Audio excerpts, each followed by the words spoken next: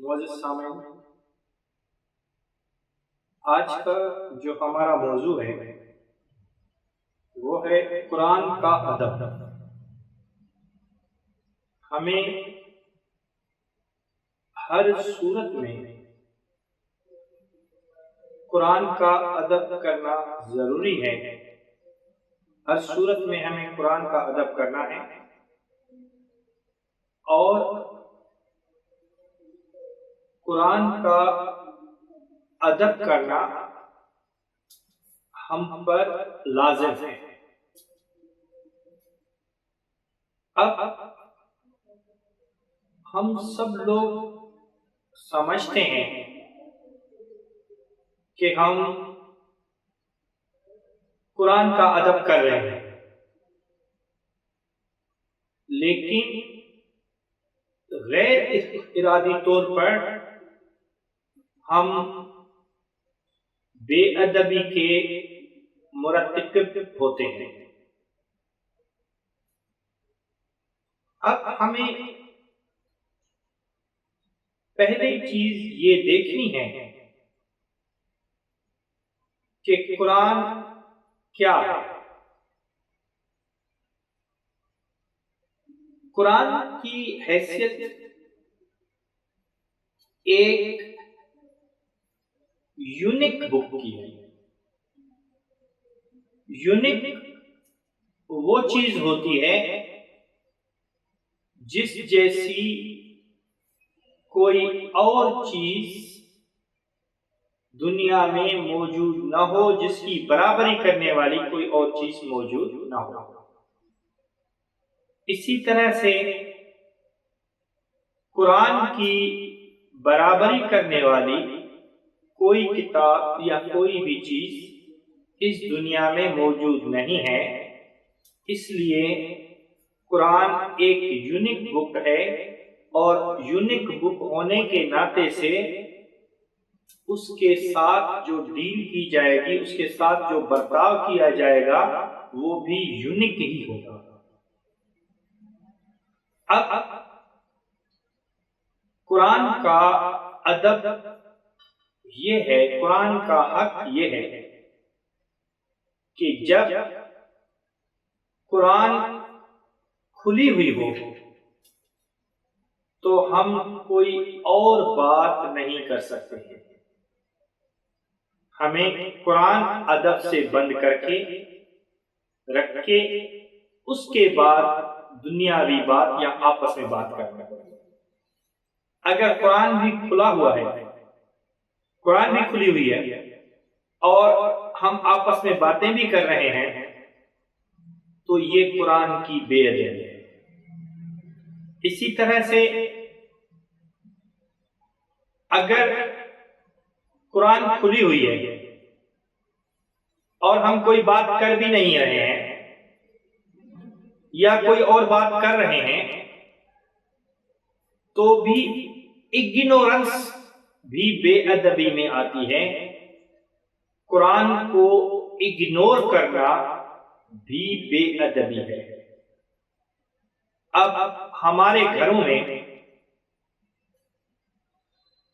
قرآن کی آیات لگی ہوئی ہوتی ہیں۔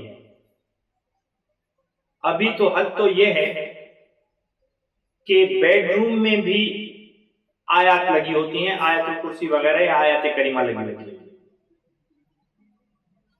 آیت الکرسی یا آیت کریمہ بذات خود بھی قرآن ہی ہے۔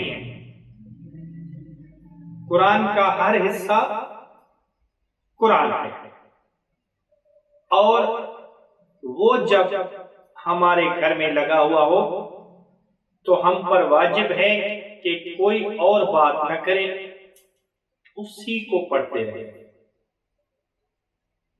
کیونکہ جب قرآن کھلا ہوا ہے تو ہم کوئی اور بات نہیں کر سکتے۔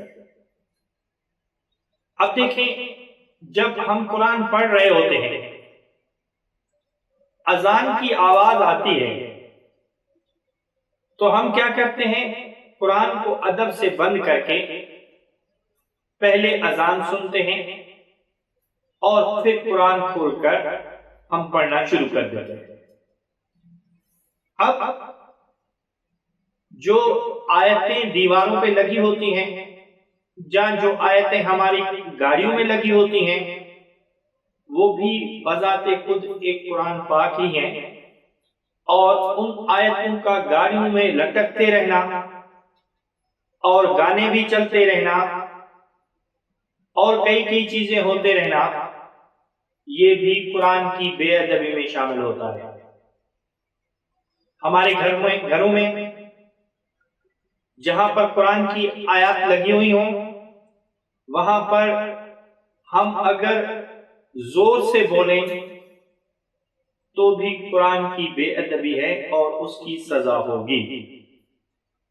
اگر آپ دنیاوی باتیں کرتے ہیں، گالی گلوچ کرتے ہیں، یا عورتیں کبھی کس حال میں ہوتی ہیں کبھی کس حال میں ہوتی ہیں اور قرآن کے سامنے آتی جاتی رہتی ہیں، تو بھی قرآن کی بے ادبی ہے۔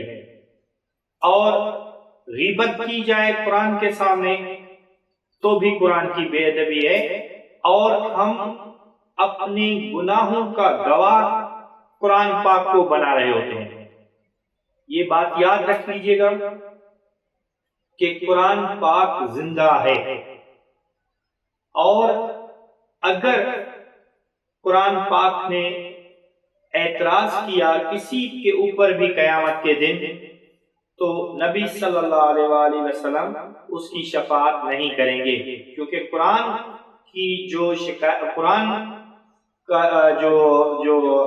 قرآن کے بارے میں یا قرآن جس کی شکایت کرے گا نبی صلی اللہ علیہ وآلہ وسلم ان کی شفاعت نہیں کریں گے۔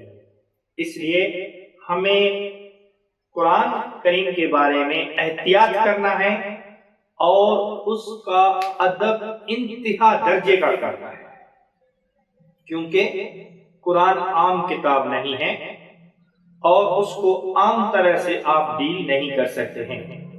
جگہ جگہ پہ آیتیں لگا دینا، قرآن کی تعلیمات کو عام کرنا ہے، لیکن قرآن کی آیات جگہ جگہ پہ لگا دینا، اس پر کبھی کوئی چھپکلی چڑھ کے جا رہی ہے، کبھی کوئی مکھیاں بیٹھ رہی ہیں، کبھی کوئی گندگی ہو رہی ہے، تو یہ چیزیں بھی بے ادبی میں آتی ہیں، اور جو لگائے گا اس کا ذمہ دار وہی ہوگا۔